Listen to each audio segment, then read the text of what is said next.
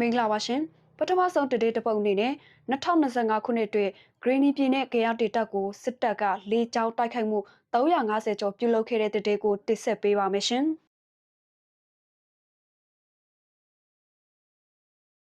Greeny ပြည်နယ်နဲ့ကရားဒေတာအတွင်းကိုအာဏာသိမ်းစစ်တပ်က2025ခုနှစ်အတွင်းလေကြောင်းတိုက်ခိုက်မှု353ကြိမ်ပြုလုပ်ခဲ့တယ်လို့တိုးတက်တော် Greeny ပြည်သူ့အားစု PKPF ကဒီနေ့ဇန်နဝါရီလ3ရက်နေ့မှာထုတ်ပြန်ထားပါတယ်။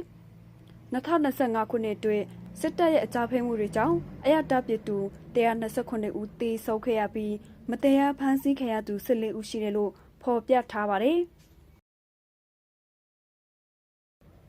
2025ခုနှစ်အတွင်း Greeny ပြည်နယ်နဲ့ကရားဒေတာမှာစစ်တပ်နဲ့တော်လှန်ရေးတပ်ဖွဲ့တွေကြားတိုက်ပွဲ136ကြိမ်ဖြစ်ပွားခဲ့ပြီးစစ်တပ်ဘက်က440ဦးတေဆုံးခဲ့ကစစ်တပ်ရေးတစီနဲ့လေတစီပြည့်စည်ခဲ့တယ်လို့ဆိုပါတယ်။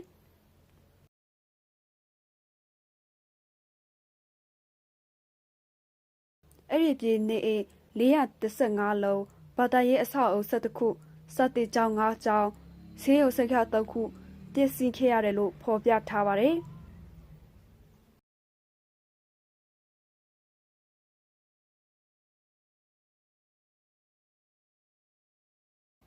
2021ခုနှစ်စစ်အာဏာသိမ်းပြီးနောက်ပိုင်း Greeny ပြည်နယ်နဲ့ကရားဒေတာကိုစစ်တပ်ကလေကြောင်းတိုက်ခိုက်မှု2138ကြိမ်ပြုလုပ်ခဲ့ပြီးအရတာ839ဦးတေဆုံးခဲ့ရကြောင်း PKPF ကပြုစုထားတဲ့စီးရီးတွေအရသိရပါတယ်။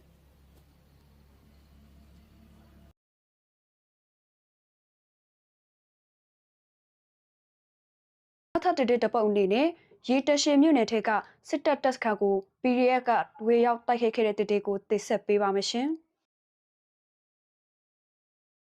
ပဲခူးတိုင်းရေတရှင်မြို့နယ်စစ်တောင်မြစ်အရှိဘက်ကရှိစစ်တပ်တပ်စခန်းကိုတော်လှန်ရေးတပ်ဖွဲ့ကတိုက်ခိုက်သိမ်းပိုက်ခဲ့တယ်လို့တပ်ရ805နေပြည်တော် PDF ကထုတ်ပြန်ထားပါတယ်။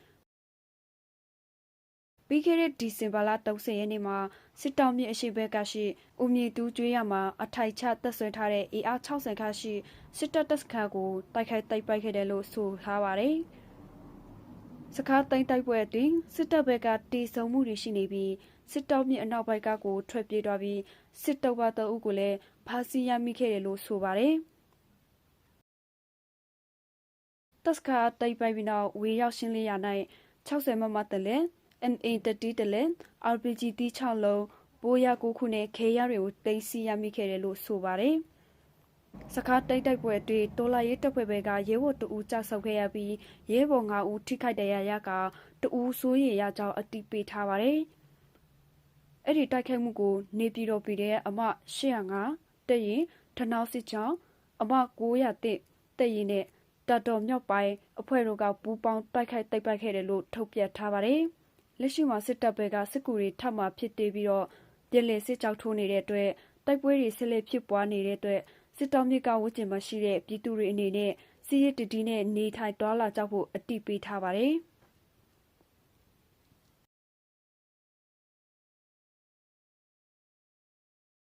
နောက်ထပ်တပုတ်အနေနဲ့နေတကူညမှာတပ်သွဲမျိုးကိုစစ်တပ်ကပုံကျဲတိုက်ခိုက်ခဲ့တဲ့တဲ့တင်ကိုတင်ဆက်ပေးပါမယ်ရှင်။ရခိုင်ပြည်နယ်တပ်သွဲမြို့ကိုနေတကူညမှာစစ်တပ်ကလေကြောင်းနဲ့ဗုံးကျဲတိုက်ခိုက်ခဲ့တာကြောင့်လူနေအိမ်တွေမီးလောင်လက်ရှိကြောင်းအရခတ်တပ်တော် AA ကထုတ်ပြန်ထားပါတယ်။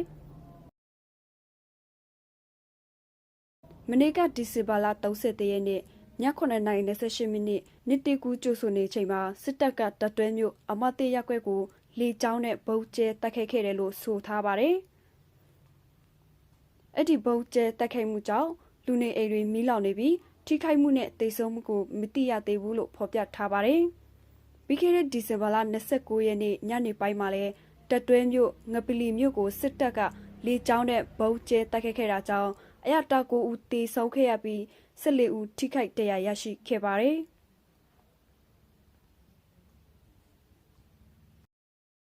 နောက်ထပ်တပုတ်အနေနဲ့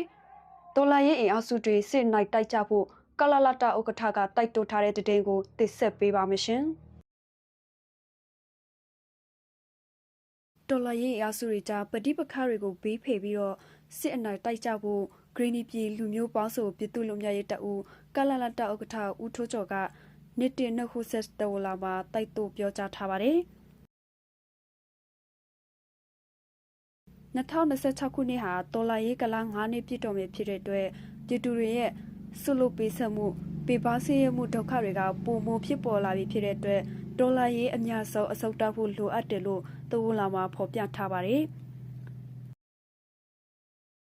ပြည်သူဒေါ်လာရေးကောက်စစ်တက်ပြီးလူမျိုးဆွဲဒေတာဆွဲတွေနဲ့တီချာဒေါ်လာလို့မရကြောင်းဒေါ်လာရေးလောက်ပြီးအမြတ်ထုတ်လို့မရကြောင်းပြည်သူစန္ဒကိုအလေးနဲ့ထားရမှာဖြစ်ပြီးပြည်သူစန္ဒနဲ့ဆက်ကြည့်တဲ့အနာကိုဖြက်လက်ကနေရယူလို့မရကြောင်းပြည်သူတရားလုံးမလွတ်မြောက်ပဲမိတူမြစစ်ကြိုဘဝကလွတ်မြောက်နိုင်ကြောင်းမရှိကြောင်း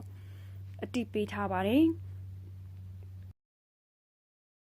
2026ခုနှစ်ဟာပြည်သူဒေါ်လာရေးအချို့အကွေ့အလက်အပြောင်းအတွက်အရေးကြီးတဲ့နေ့ဖြစ်တဲ့အတွက်ဒေါ်လာရေးအားစုတွေကြားပဋိပက္ခအငြင်းပွားမှုကိုဘေးဖယ်ပြီးတော့စစ်အနက်တိုက်ရေးကိုဦးစားပေးဖို့လည်းတိုက်တွန်းထားပါတယ်။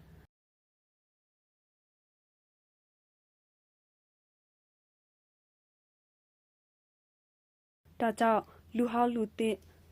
လက်ဝဲလက်ရမခွဲခြားပဲအပြာအလားလေးစားမှုနဲ့စုဖွဲ့ကြပြီးဒေါ်လာစစ်ကိုဆင်နွှဲနိုင်စေကြောင်းလည်းဆန္ဒပြုထားပါတယ်။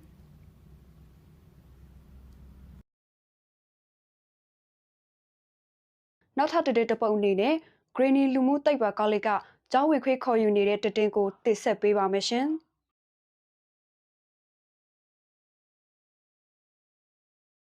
Greeny လူမှုသိပ္ပံကောလိပ် KCSSA က2026-2029ပညာသင်တဲ့အတွက်ကျောင်းဝေခွေး6လကိုခေါ်ယူနေတယ်လို့ဒီနေ့ဇန်နဝါရီလ1ရက်နေ့မှာထုတ်ပြန်ထားပါတယ်။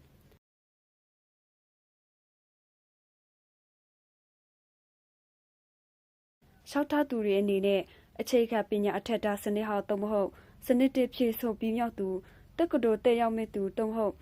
တက္ကသိုလ်စီရီရဲ့ကျောင်းသားကျောင်းသူများအတွက်အသက်18နှစ်မှ25နှစ်အတွင်းရှောက်ထားနိုင်ပြီး Greeny ပြည်နယ်အတွင်းမွေးဖွားကြီးပြည့်လာသူဒေါ်လာရေးကလာအတွင်းအနည်းဆုံး3နှစ်ရွှေ့ပြောင်းနေထိုင်သူထိုင်း Greeny နယ်စပ်ရှိဒုက္ခသည်စခန်းများတွင်နေထိုင်သူများရှောက်ထားနိုင်ကြောင်းအသိပေးထားပါတယ်။တေချာရေးကလာအနေနဲ့18လတာကြာမြင့်မဖြစ်ပြီး Greeny data အတွက်အနည်းဆုံးတစ်နှစ်ပြည့်လက်အကျိုးပြုသူဖြစ်ရမည်ဖြစ်ကြောင်းဆိုထားပါတယ်။ရှောက်လာကို2026ခုနှစ်ဇန်နဝါရီလ30ရက်နေ့ထိရှောက်ထားနိုင်ပြီးတော်လာရေးကလာအတွင်းကိုလက်အင်ကာဆုံးရှုံးသွားတဲ့တော်လာရေးရဲဘော်အမျိုးသမီးတွေလူငယ်တွေရှောက်ထားနိုင်ကြောင်းတိုက်တွန်းထားပါတယ်။